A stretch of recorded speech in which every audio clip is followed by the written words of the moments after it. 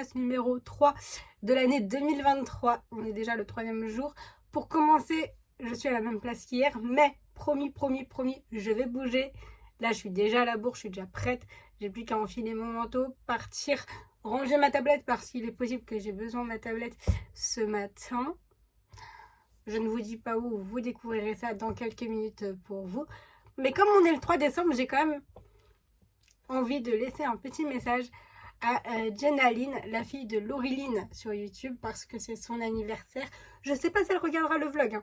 Attention, je ne sais pas, mais au moins c'est fait. Joyeux anniversaire à Jenna. J'espère que tu profites de ta journée. Ensuite, très bon anniversaire à Anil B. Wartek aussi, qui est aussi né ce jour-là. Et voilà, donc les petits anniversaires du 3 décembre sur les réseaux sociaux, c'est cela pour moi. Je suis beaucoup Laureline. J'écoute tous ses vlogs quasiment, alors des fois avec un peu de retard, mais j'aime bien les regarder quand j'ai fini ma journée, ça me détend. Donc si vous êtes des abonnés de Laureline, vous comprendrez pourquoi. Si c'est pas le cas, allez voir sa chaîne. Franchement, elle fait des trucs top, beaucoup mieux que moi, je ne le cache pas. Mais j'adore, elle m'inspire beaucoup. Donc petit message, petite parenthèse pour Laureline, que j'aimerais bien un jour rencontrer quand je serai dans les parages d'Avignon, puisqu'elle est sur Avignon. Donc j'ai eu deux tentatives. Elle like de temps en temps mes commentaires. Merci à elle en tout cas. Alors, moi Léo, 13 ans, auteur imposteur, c'est l'histoire d'un jeune qui se retrouve en stage de 3e dans une maison d'édition au service des manuscrits, qui va avoir en main un manuscrit dont on prédit que l'autrice va remporter le concours avec son prochain titre, et il décide de faire sien ce manuscrit, sauf qu'il a mis le doigt dans une spirale de mensonges dont il va être à peu près impossible de se sortir. Alors maintenant, je suis au stand de Tom Pouce. Comme vous l'avez vu précédemment, j'ai rencontré Sophie, qui est l'autrice de Moi, Léo, 13 ans et demi, auteur imposteur. Maintenant, je suis aux éditions Tom Pouce et on va vous présenter une collection adaptée pour les ados 10. Et je vais laisser Angélique présenter cette collection.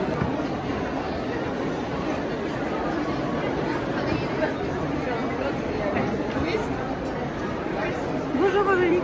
Bonjour. Est-ce que tu peux nous présenter la collection pour les ados chez Tom Pouce? Tout à fait. Donc la collection s'appelle Ado 10. C'est une collection qu'on a lancée cette année, donc en 2023. On a 4 titres pour l'instant au catalogue. Donc je vais te les présenter. Donc Une retraite 10 sur 10 de Yael Hassan. Dis-moi Papy de Claire Mazard, qui d'ailleurs a été coup de cœur du salon avec la rubrique Kibukin. Ma vraie nature de Fanny Van Der Merch. Et le petit dernier qui sera en librairie le 11 décembre, Le garçon qui voulait être un chat de Véronique Foz. Alors la collection Ado 10, c'est une collection donc, pour les ados de 10 à 16 ans, avec donc lecteur en panne et lecteur 10. On s'est rendu compte en fait qu'il y a beaucoup de choses pour les plus jeunes, mais quand ils arrivent au collège, les lecteurs en difficulté ont beaucoup moins de livres on a beaucoup moins de livres à leur proposer. Donc du coup on s'est dit, comme on est comme éditeur de référence autour des troubles 10, on va donc se lancer dans la littérature jeunesse, la littérature ado. Donc je vais te montrer en ouvrant le livre pour expliquer du coup la particularité de ces ouvrages-là. La collection Ado 10, c'est donc des romans avec une typo justement, qui répond aux besoins des lecteurs en difficulté et des lecteurs 10. On a choisi du coup la typo handicap. On a donc un interlettrage et un interlignage particulier, beaucoup plus large. On a une mise en page avec un texte non justifié qui permet aussi, qui rend la lecture plus facile pour les lecteurs en difficulté. On a des romans du coup qui sont illustrés, pour justement permettre d'avoir une sorte de respiration dans l'histoire. Voilà. Je montre quelques illustrations. Et surtout, vraiment, ce qui nous fait en sortir du lot, le petit bonus, la petite particularité du coup de la collection, c'est que dans chacun de nos romans, on met en scène des héros atypiques. Donc par exemple, dans une rentrée 10 sur 10 de Yael Hassan, on a le premier héros dyspraxique en littérature jeunesse. Car ce qui est quand même assez fou, c'est qu'en fait, les troubles 10, beaucoup d'enfants sont porteurs de troubles 10, mais en littérature, ils n'arrivent jamais à trouver de héros, de personnages pour s'identifier. Donc nous, on répond aussi à ce besoin-là, d'avoir justement des histoires pour les ados, mais avec un héros atypique ou un personnage secondaire atypique. Nos histoires, nos romans ne tournent pas autour du trouble de l'ado. C'est vraiment, voilà, juste qu'on met en scène un héros atypique. Et après, les histoires, c'est vraiment des histoires comme dans n'importe quel roman adolescent. Là, voilà, c'est la rentrée en 6e. Celui-là, c'est sur le harcèlement lors d'un camp nature avec une classe. Ce roman-là, c'est une relation intergénérationnelle entre une jeune fille et son grand-père. Et dans ce roman-là, on aborde l'autisme, mais on aborde surtout la maladie d'Alzheimer. Que te dire de plus sur la collection? Donc on a 4 titres au catalogue cette année, on en aura 5 l'année prochaine. Voilà, on a des petits romans du coup abordables à 13 €. On répond aussi aux besoins des enseignants qui nous demandaient en fait un ouvrage inclusif pour toute la classe. Là, avec cette collection-là, on a un roman justement complètement inclusif qui peut lui parler lecteurs en difficulté comme les autres lecteurs. On répond aussi aux besoins des bibliothécaires qui nous disaient qu'elles avaient besoin d'ouvrages pour alimenter leur fonds, lire autrement, littérature adaptée. Là, du coup, on répond aussi à ce besoin-là. Voilà. En tout cas, on espère que vous allez tous aller en librairie ou sur le salon pour les découvrir. Voilà, pour les découvrir et voilà. Merci beaucoup. Merci Angélique.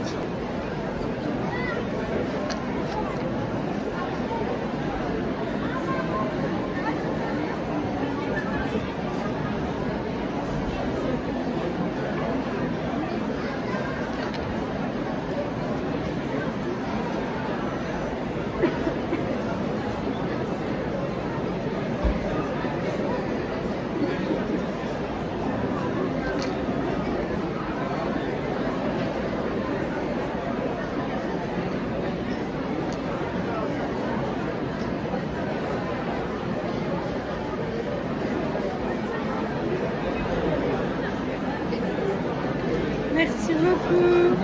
Je voulais savoir. Je peux te tutoyer. Oui. Tout le monde me tutoie, donc. D'accord. Est-ce que vous êtes vous-même dyspraxique?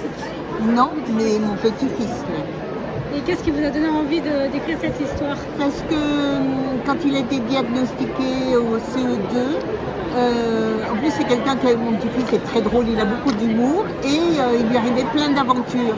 Et il me racontait chaque fois ses aventures qui étaient liées à sa dyspraxie. Et finalement, je me suis dit, j'ai tellement de matière qu'il faut que j'en fasse un roman. Et qu'est-ce qu'il en pense? Ah, il est très heureux. Ah, il est super content d'être le héros d'un livre. Et quel est le retour que le public vous fait?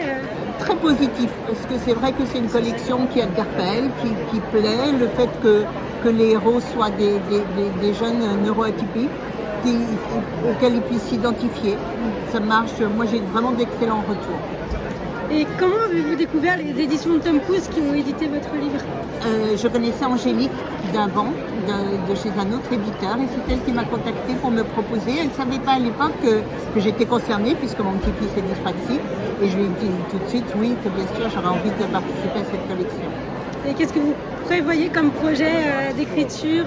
Eh bien, ça va devenir une série. Là, je suis en train de devenir le deuxième.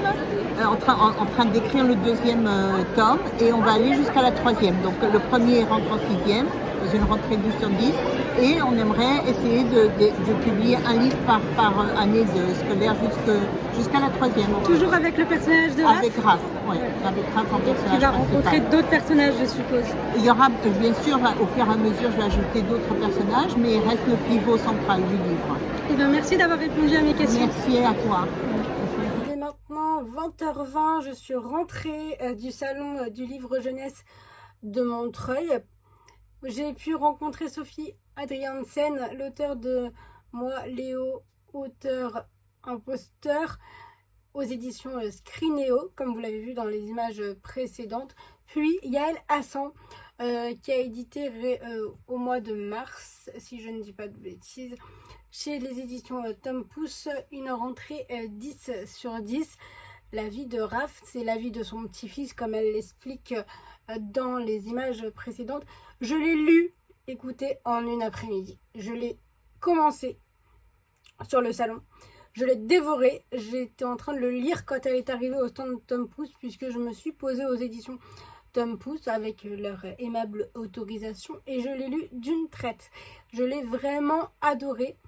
Ça m'a rappelé des souvenirs de ma propre rentrée en 6e, puisque le premier tome, comme elle l'explique, c'est la rentrée en 6e. Elle expliquait justement juste avant dans l'interview que elle allait en sortir un par an jusqu'à la 3e. Donc là, c'était la rentrée en 6e. Et franchement, j'ai retrouvé plein d'anecdotes qui ont pu m'arriver. Alors pas forcément avec les mêmes professeurs, même avec les mêmes matières, mais voilà, je me suis retrouvée à travers le personnage de Raph. Et c'est vraiment bien. Ça aide à l'inclusion, comme le disait Angélique, qui est l'éditrice avant Yael Hassan. Et du coup, franchement, si vous cherchez un livre qui pourrait plaire à un ado atypique, qui a des difficultés de lecture, le livre est tellement bien fait au niveau de la typo. Franchement, moi, je ne lis pas aussi rapidement certains livres des fois. Et franchement, là, totalement... J'ai été plongée dedans de bout en bout, pardon, et j'ai vraiment adoré quoi. J'avais pas l'intention, enfin, limite, j'avais envie d'avoir le livre suivant à lire tout de suite, et franchement, sans hésitation. Je lui mettrais, moi, en note, un 4,5 sur 5, si on mettait en étoile, parce que quand même, il faut bien trouver un défaut, je trouve que mais c'est le style de l'auteur, elle me l'a clairement dit que c'était son style. Pour moi, il y a trop de conjonctions, de coordination en début de phrase. Bon, ça c'est mon point de vue de lecteur, mais le fond de l'histoire est tellement bien que 4,5 sur 5, c'est déjà très bien quand on note sur 5.